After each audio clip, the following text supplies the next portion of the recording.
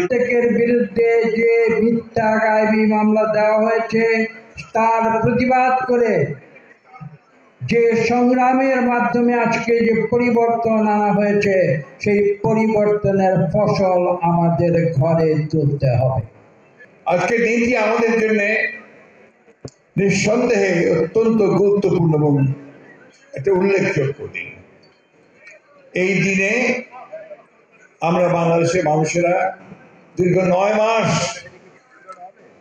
আমাদের দলের প্রতিষ্ঠাতা বাংলাদেশের স্বাধীনতার ঘোষক শহীদ প্রেসিডেন্ট জিয়াউর রহমানের ঘোষণার মধ্য দিয়ে যে যুদ্ধ শুরু করেছিলাম, সেই যুদ্ধের শেষ পরিণতি হিসাবে আমরা এই দিনে অর্থাৎ আগামীকাল আমরা বাংলাদেশের যে পতাকা, সেই পতাকা আমরা ঢাকা থেকে শুরু করে টেকনাফ থেকে শুরু করে আমরা সেই পতাকা উড়িয়ে দিয়েছিলাম, স্বাধীন বাংলাদেশের পতাকা।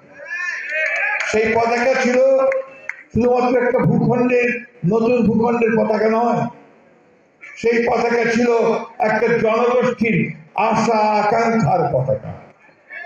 সেই আশা আকাঙ্ক্ষা ছিল এই মানুষের তাদের বেঁচে থাকার আকাঙ্ক্ষা, তাদের নিজেদের ভাগ্য নিজেরা পরিবর্তন করবার আকাঙ্ক্ষা, তাদের মাথা উঁচু করে দাঁড়াবার আকাঙ্ক্ষা। বন্ধুগণ, সেই লড়াই আমরা লড়েছি 9 মাস।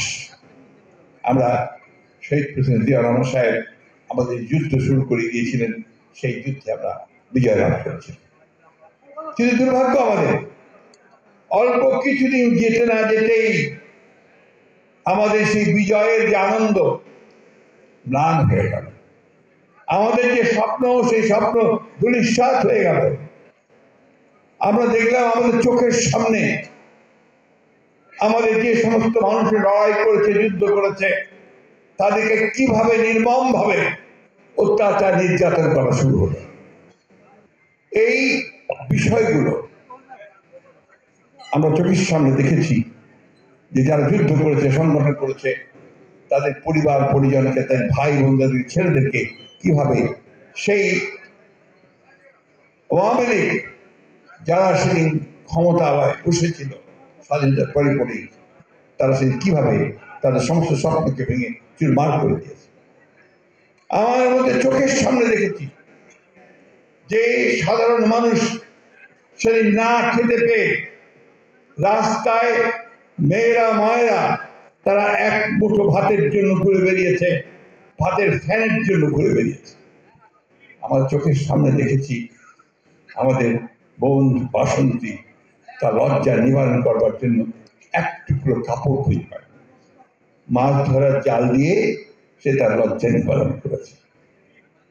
আজকে অনেকেই সেই কথা ভুলে যাচ্ছে, আর যতদিন আওয়ামী লীগ ছিল তারা সেই কথা ভুলেই মনেই করতে চায় না।